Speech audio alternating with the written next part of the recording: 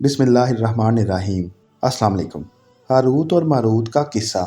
مسند احمد اور تفسیر نعیمی وغیرہ کی بعض روایات بیان کرتی ہیں کہ حضرت ادریس علیہ السلام کے زمانے میں ایک مرتبہ فرشتوں نے بنی آدم پر اعتراض کیا کہ یہ نہایت بدکار ہیں، ان کی جگہ ہمیں زمین پر حکومت دی جائے۔ اس پر رب کریم نے انہیں کہا کہ انسانوں کو غصے اور شہوت کی جو کمزوریاں دی گئی ہیں وہ تمہیں دی جائیں تو تم بھی گناہ کرو گے۔ فرشتے کہنے لگے کہ ہم تو گناہ کے پاس بھی نہ جائیں گے۔ فیصلہ یہ ہوا کہ فرشتوں کی اس جماعت کے 2 اعلیٰ درجے کے پرہیزگار فرشتے چن کر انہیں یہ انسانی کمزوریاں دی جائیں اور زمین پر اتار دیا جائے۔ یوں ہاروت ماروت کو شہر بابل میں اتار دیا گیا۔ بابل کے لوگ ان کے پاس آتے اور ان سے جادو سیکھنے کی خواہش کرتے۔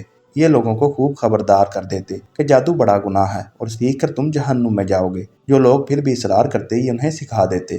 رات کو اسم اعظم پڑھ کر یہ دونوں آسمان پر چلے جاتے۔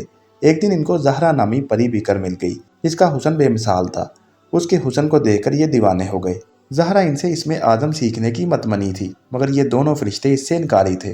لیکن زہرا کے حسن نے ان پر جادو کر رکھا تھا اور وہ کسی بھی قیمت پر اسے حاصل کرنا چاہتے تھے۔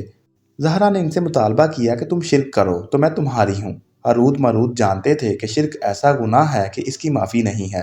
انہوں نے انکار کر دیا۔ اب زہرا نے شرط پیش کی کہ ایک بچہ قتل کرو تو مجھ پر تمہیں اختیار ہے۔ ہاروت ماروت انکاری ہوئے کہ بے گناہ کو مارنا بڑا جرم ہے۔ آخر زہرا شراب لے کر آئی اور کہا کہ یہ پی لو تو پھر جو کہو گے ویسا کروں گی۔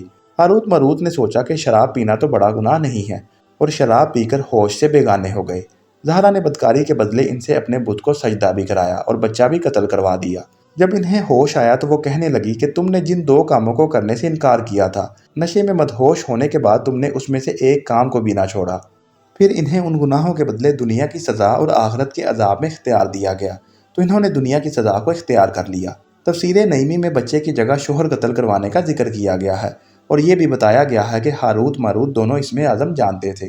اسم اعظم پڑھ کر وہ ہر رات آسمان پر چلے جاتے تھے۔ زہرا نے ان سے نشے کی حالت میں اسم اعظم سیکھ لیا اور جب ہاروت ماروت ہوش و حواس میں واپس آئے تو انہیں یہ بھول چکا تھا اور زہرا اسم اعظم پڑھ کر آسمان پر چلی گئی تھی جہاں رب کریم نے اس کی روح کو زہرا ستارے سے متصل کر دیا۔ تفسیر نعیمی میں لکھا ہے کہ ہاروت ماروت کو بطور سزا زنجیروں میں جکڑ کر چاہ بابل میں الٹا لٹکا دیا گیا۔ اس کنویں میں آگ بھڑک رہی ہے اور فرشتے ہر وقت ان کو کوڑے مارتے ہیں اور پیاس سے ان کی زبانیں باہر نکلی ہوئی ہیں۔ ہاروت ماروت کے حشر سے عبرت پکڑ کر باقی فرشتوں نے اپنی خطا کا اقرار کیا اور زمین والے خطا کار انسانوں پر بجائے لعن طعن کرنے کے ان کے لیے دعائے مغفرت کرنے لگے۔